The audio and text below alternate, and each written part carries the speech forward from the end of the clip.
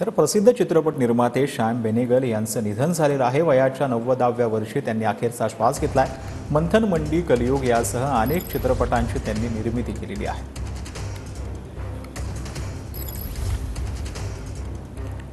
तर मुख्यमंत्री देवेंद्र फडणवीस यांनी श्याम बेनेगल यांना श्रद्धांजली वाहिलेली आहे। चित्रपटसृष्टीत वास्तववादी चित्रपट निर्मितीचे समांतर पर्व आणणारे पितामह म्हणून दिग्दर्शक श्याम बेनेगल अजरामर राहतील, असं देवेंद्र फडणवीस यांनी आपल्या ट्विटमध्ये म्हटलेलं आहे। चित्रपट माध्यमाचं सामर्थ्य ओळखत भारतीय चित्रपटसृष्टीच्या विकासात वैभवात भर घालण्याचं त्यांचे योगदान अमूल्य आहे, असं देखील फडणवीस यांनी म्हटलंय। तर त्यांच्या कलाकृतीनं भारतीय चित्रपटाला आंतरराष्ट्रीय स्तरावर ओळख निर्माण करून दिली, अशा भावना देखील यावेळेला फडणवीस यांनी व्यक्त केलेल्या आहेत।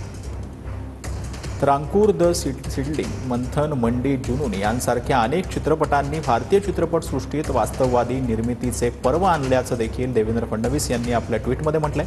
त्यांनी माहितीपट, जाहिरातपट निर्मितीसह आपला ठसा उमटवला।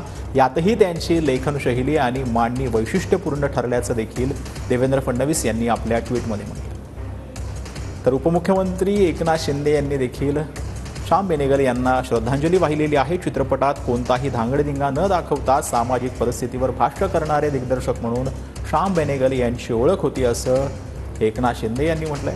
त्यांनी चित्रपटातून मांडलेली कथा, मुद्दे हे खरंच विचार करायला लावणारे आणि सुन्न करणारे असायचे, असं देखील एकनाथ शिंदे यांनी म्हटलं। त्यांनी दिग्दर्शित केलेल्या अंकुर चित्रपटाची तर संपूर्ण जगाला दखल घ्यावी लागली, असं देखील यावेळेला एकनाथ शिंदे यांनी म्हटलं। सामाजिक मुद्द्यांवर चित्रपटाच्या माध्यमातून प्रभावीपणे भाष्य करणारा कलाकार चित्रपटसृष्टीनं गमावल्याच्या भावना देखील एकनाथ शिंदेंनी आपल्या ट्विटमध्ये मांडलेल्या आहेत।